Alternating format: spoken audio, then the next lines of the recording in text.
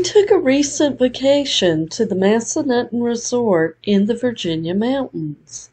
My mom asked if we would like to tour the houses and farm of our Keller and Hottel ancestors. So we went to take the tour at the Shenandoah Germanic Heritage Museum in Mount Olive, Virginia. I knew nothing about our Keller and Hottel ancestors, so this tour has now inspired me to learn more.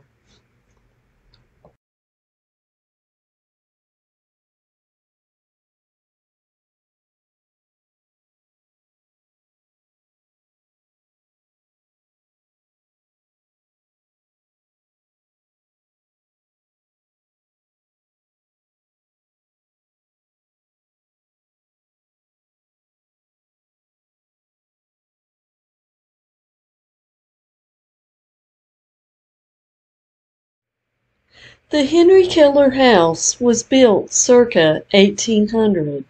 The original log structure maintains the typical Germanic room configuration. Cellar, 3 rooms on the main floor, 4 rooms on the second floor, and the attic.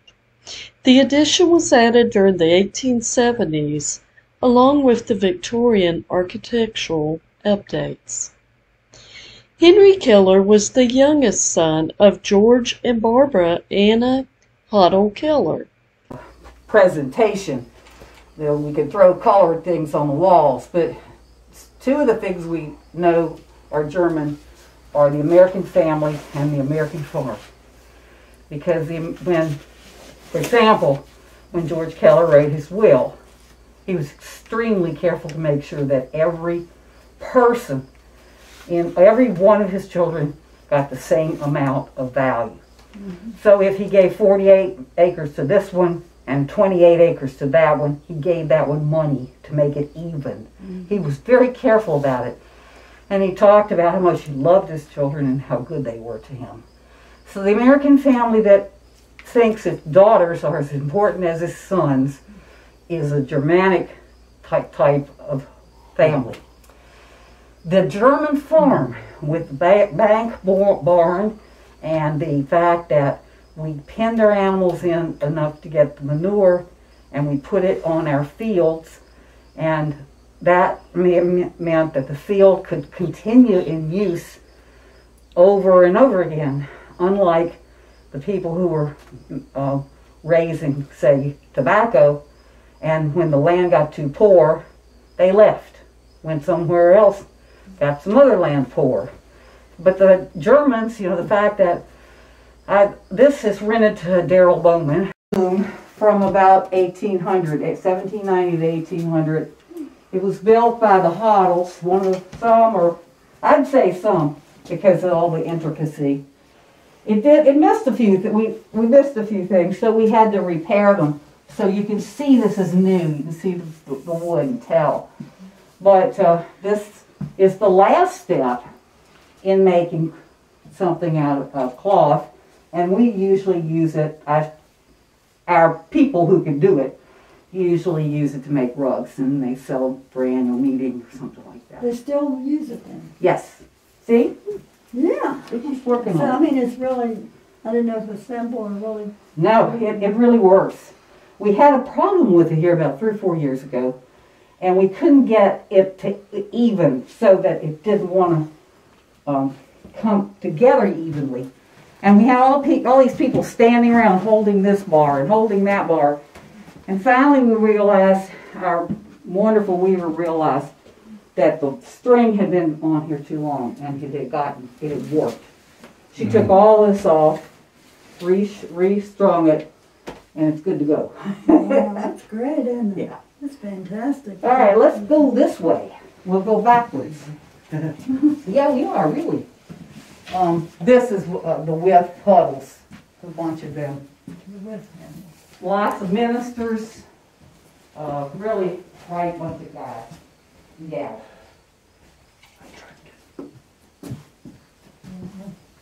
Okay. I'm going to stay in the back. Okay. This room was ready to fall apart a few years ago when we got it fixed. Their members were sitting on their imagination. We had had new windows and had them all framed in. So this is the rest of making the fiber we need, or the thread we need, to make it to work on that big machine. So if we started with the flax, I've grown flax before, but I cannot keep it, so I'm going to have to work on it much harder. But it's a beautiful blue flower annual, and then it looks like this, and you break it with the flax breaker, and it starts looking like that, and etc. So I think this is the flax breaker.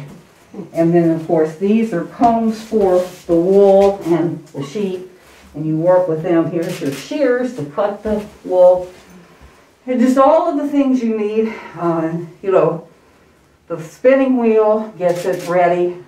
You get it on the big loom and have lots of fun. Or not.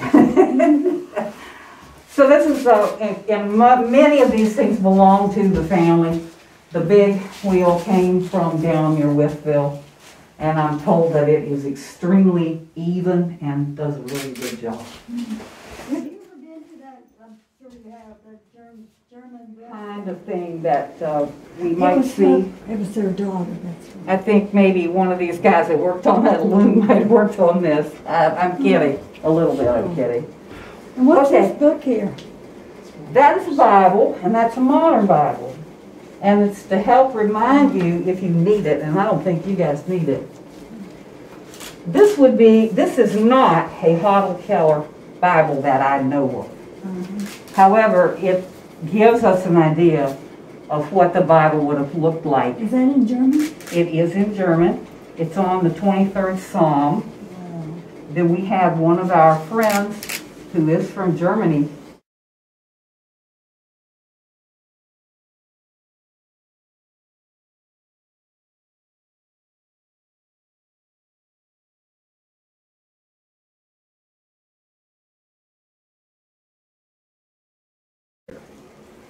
This one we have recognized as belonging to the school teacher on Stony Creek, who was a Helpful.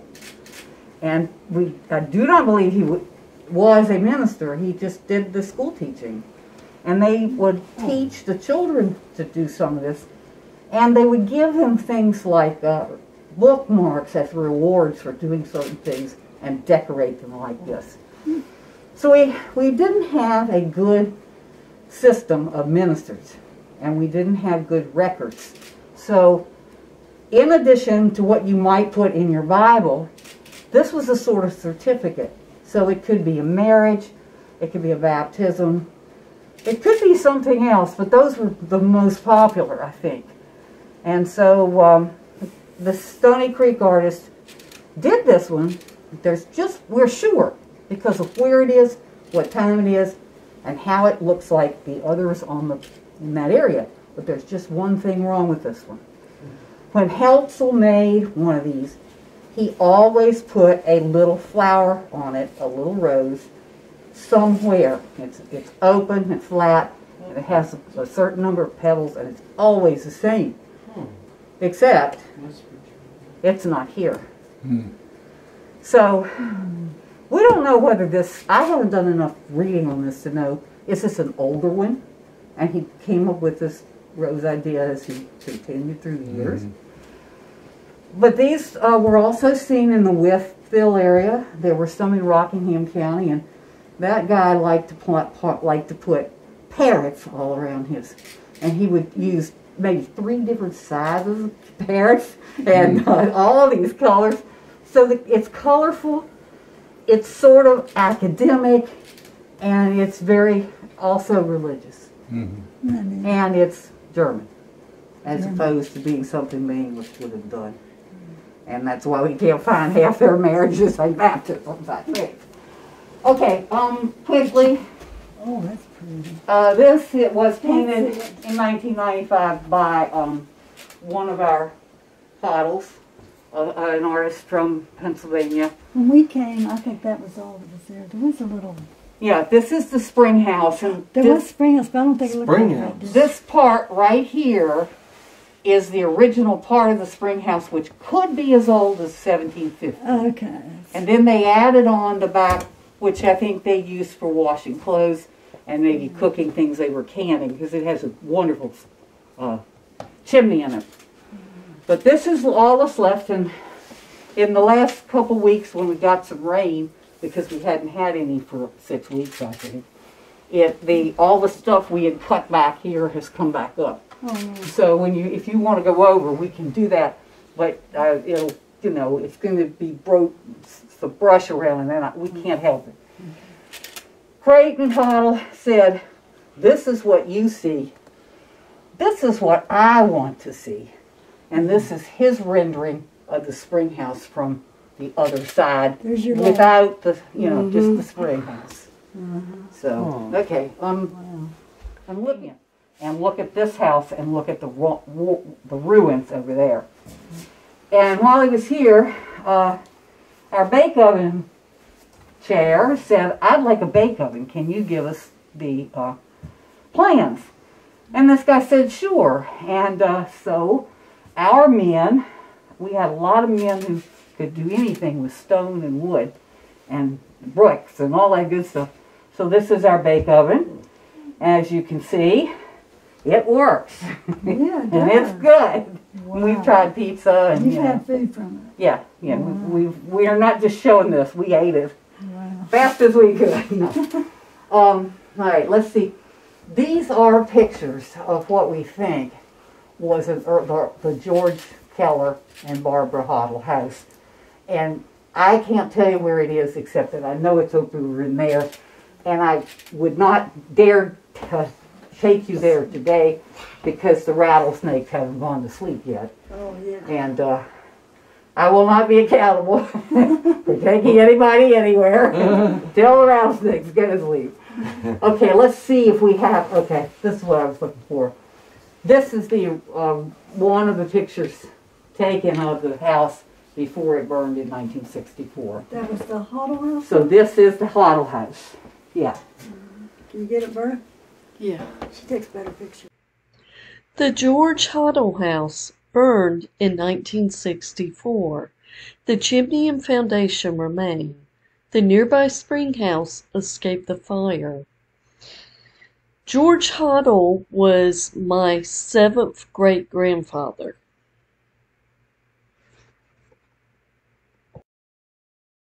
Pictures. And then all of these things are things that we're going to see if you want to see them. So you could, look at them as much as you want to. But the George Hottel house was this. This is the German name for this particular kind of of layout for a house.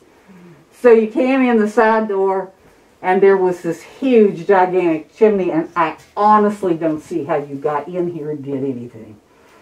I don't know how you cooked here. It's very, very narrow.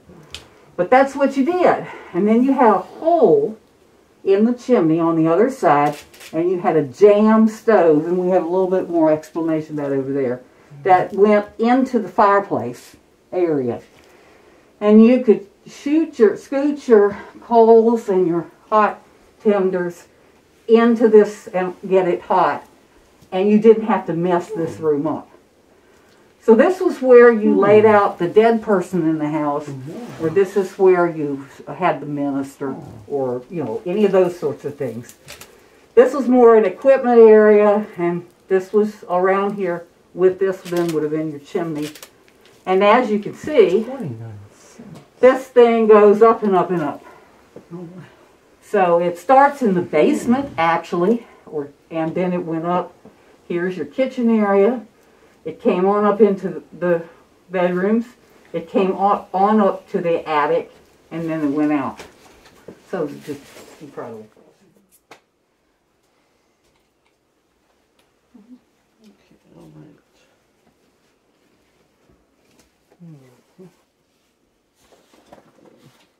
1856, probably great. You Yeah, they had just the one daughter, and then they had all, which got the Kellers into it, and then they had a lot of sons. The Dutch mess fellows who are going to do all the shooting have a lot of men in there who know what to do with a rifle. And this is supposedly made for, there we got it, Conrad Hottel. And it's called a rifle, made in 1856. But we just had one of our rifle fellows look at this. And it was predominantly a musket. It was older than 1856. And apparently, when Conrad got it, it had already been part of the family. So it's broken here. It's curly maple with brass plates, but it has been adjusted. This hammer isn't you know, it's not new, original. It's not original. It's missing the ramrod. So it's so delicate that they've done this to it until they can help me fix it. But I have still picked it up and given it to a kid because I want children to be able to understand some of these things. And I'll tease, we just got this today. Yeah. The Dutch mess men came in. This is to start, this will start your fire in you light your fuse in your gun to make it bang. So here's the powder you would put in it, and inside your ammunition bag, you'd have other things you needed, like the balls that you're going to shoot and all that good stuff. So they just gave us this, and they have looked at this. They say it's not 1856, it's earlier. But because it came from Indiana, they don't have enough knowledge about workmen in Indiana to know who worked on it, who made it, and all that good stuff. So when we put it up here, I said, well, we got to have something for women. So I don't know if you have one of these, but actually in the early 1920s,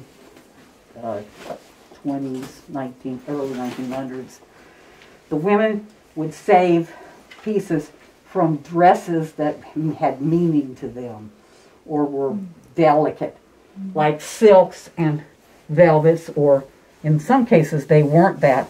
And then they put them together, and this is like a crazy quilt, and they used all sorts of kinds of embroidery with them to put them together. I don't know that this one is quite as fancy as some, but it's gives you the idea. And so we have something masculine and something feminine. Which is great. I think you'll like this. This is a side piece to a stove. Remember we talked about that big heavy stove you put in the fireplace? Yeah. This is one side piece, and it's from what is called the Peaceful Kingdom stove. And the guys who were making stoves around here knew that they had a whole lot of German people in their communities. So they got what they needed to make one of these stoves for the Germans in the community. So the front piece of the stove showed a man and a wife, showed the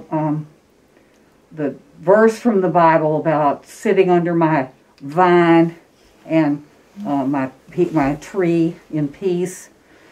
This is the side piece, and you're familiar with this, I'm sure.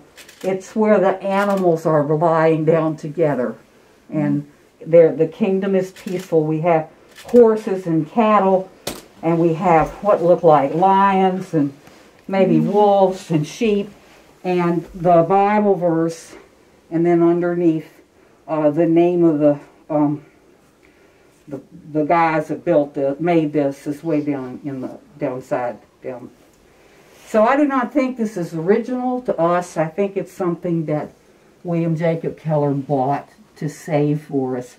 But this was typical. The English realized they might be running the furnace, but if they really wanted to sell one of these stoves and have the German people around them use them, they better make a couple that are with German language. That's not my favorite, but it's a very touching, verse to have.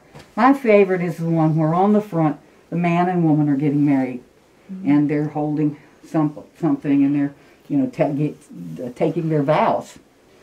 On the side is the tree with the pants hanging in the tree. And the women are underneath with sticks, and they're trying to knock them down. And it's a folk legend that if the women can get the pants, they're going to rule, and it's going to be terrible. So we better hope that the women don't get the pants. And I just think the whole idea of having an idea like that is really pretty cool. It is. Now, do you guys want to go over in the other building? Yeah. You get time? I'm looking for my keys. All right, let's go out on the porch and see if I can find my keys. You want to go upstairs for it? Yeah. Oh, yeah. Hold on, let's go.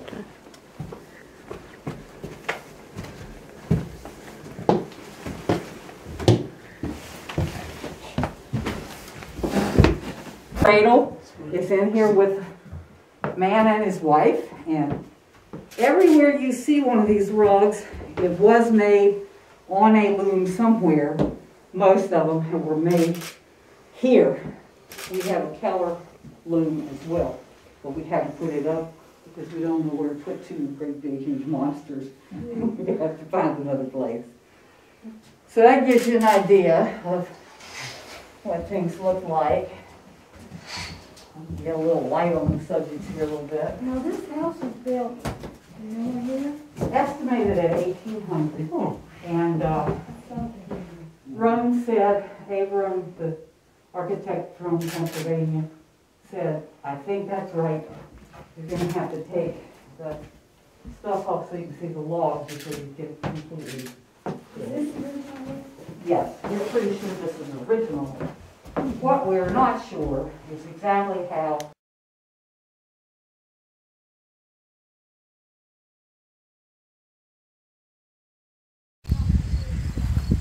What's your step here? Okay. Pictures before we go. Oh, yes. So this is sort of our tool room and our things that people would do stuff with. So you see these things laying up here have a lot to do with forces. And then we have things that have to do with building things and carpentry. And I have to laugh. She keeps telling me she's got a broad axe. I have a broad axe that is 3 times that thick at least and twice that size. And I've offered it to her and she won't take it in here. So I'm going to have to bring it because I don't think she's seen anything really like it. It's gigantic.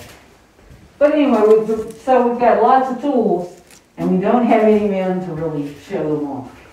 And that's very frustrating. Yeah. Down in Morristown, down on Route 11, the Kronk family, had a cigar industry.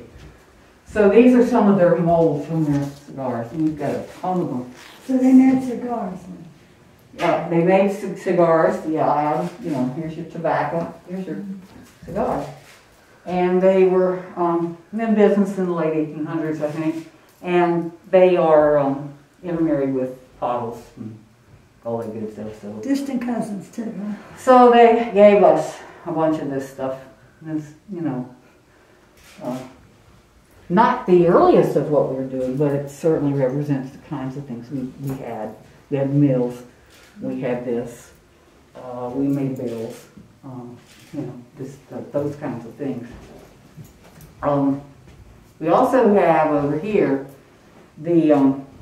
some of the things we're using to gather grain, to cut grain. And so here's Vicky's picture to get you an idea of what they're doing.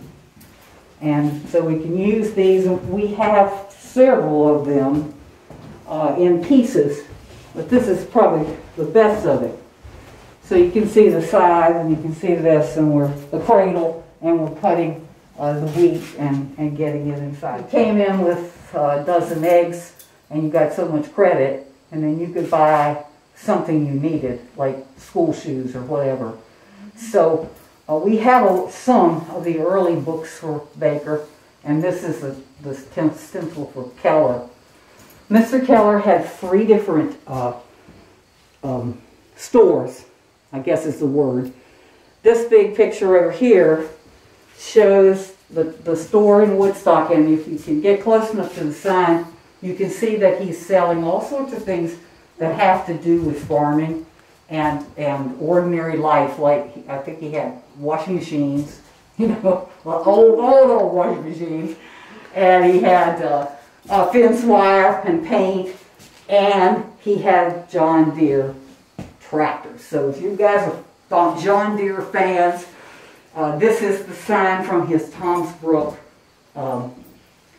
store. He had a store here in Woodstock, that's this one, and he had something in Strasbourg. Sure. Yeah. Excuse me. Oh, yeah, it is. I want to get that up across here. I don't know if we can do it, but that's what that board is up there for, is to put things on so we don't mess up the walls. He sold Chevrolets. He was the first Chevrolet dealer. So you looked at the book of Chevrolets and you said, I want that one. And they ordered it. It came in on the train, and here was your new Chevrolet. Now you can come back, I think. But this is the trough for the spring water. And originally, the spring water came through something like this. It actually came through wooden pipes. Do you have a spring cluster here? And we have several. We have a spring below the ruins of the barn. We have a spring, a huge spring, up here. We tore down a log house that it didn't come with the property, it wasn't built on the property. Bill Jake and his dad took down several log houses somewhere and brought them up here and put them together, and it was a pretty messy mess. And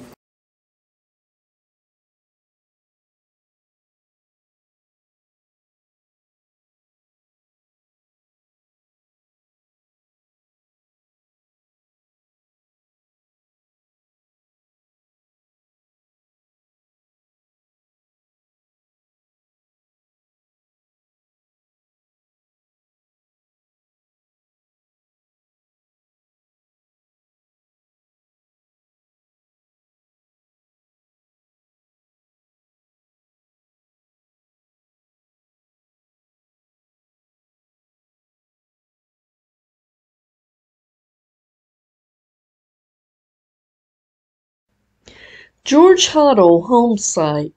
George Hottel, Johannes Gerrit Hottel, was born early April 1722 and baptized April 12, 1722 in Germany.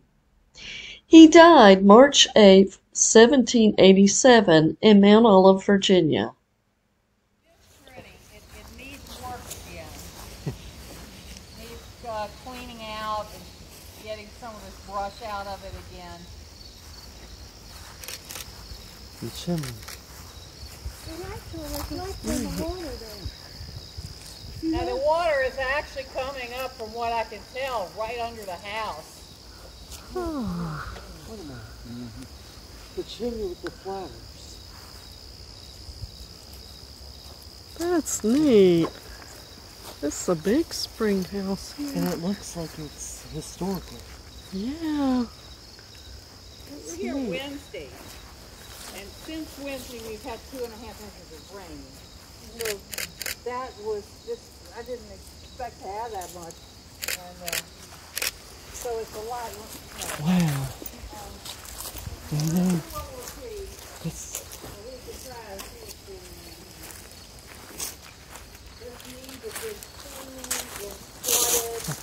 but you can see that this is the trough down here. I can at least get that. So we have it's flooded there, Wow. and we haven't been able to get over to it. Take care of wow. this part has had to be braced years, and this, if it didn't have any slab on it, would just be, it would just fall. apart because it's so old. What? How old did you say this is? The spring house? They have estimated 1750. I don't know. Did it belong to the Hottel?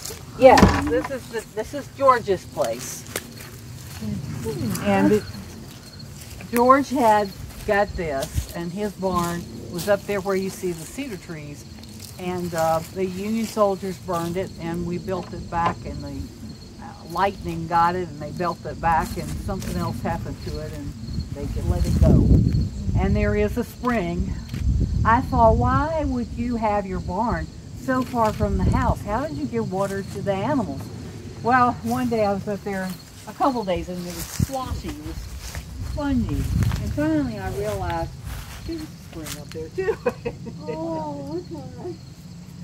So, and I don't know if I can, this one might be a little bit better looking, I'm not sure. I apologize, but there's just so much to do here. We never finish. That's steps to go through. Looks like we have had more flooding in here since the last time. And you can actually take that piece of wood away and take your bucket and dip it down, and there's water right underneath. Wow. So you can imagine when the water really gets up, it goes into here. It is in here, and it's moving things around. So all that dirt and nastiness you see on the floor is from from flooding, and we haven't cleaned it up. Wow. We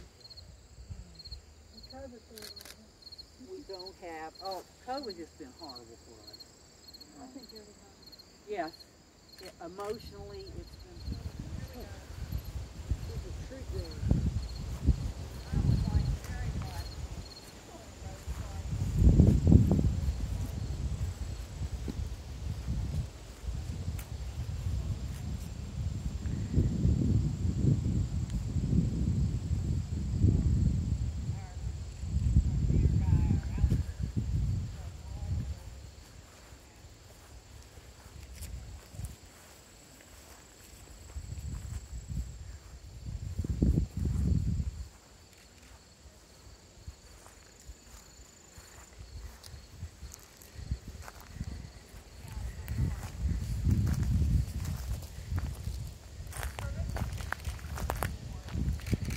It does look like ruins.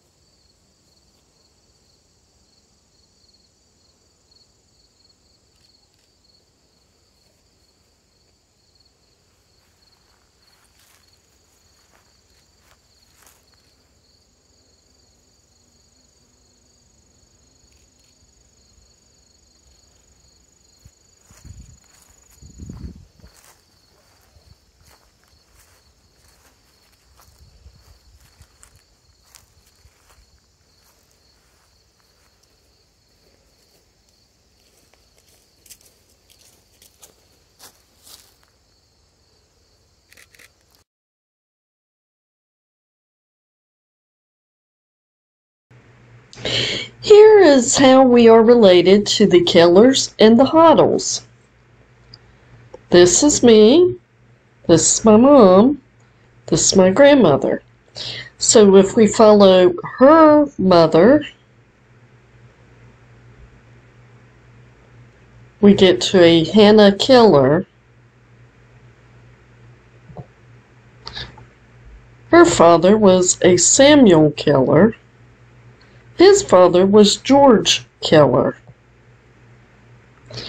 and his father was Colonel J.C. Keller. His father was Hans G. Keller, and he married a Barbara A. Hottel.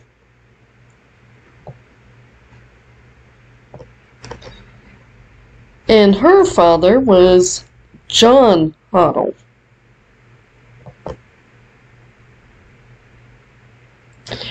Now, all of these people, we have DNA matches. We have 2 DNA matches with John Johannes Hottel. So we know that this family tree is correct.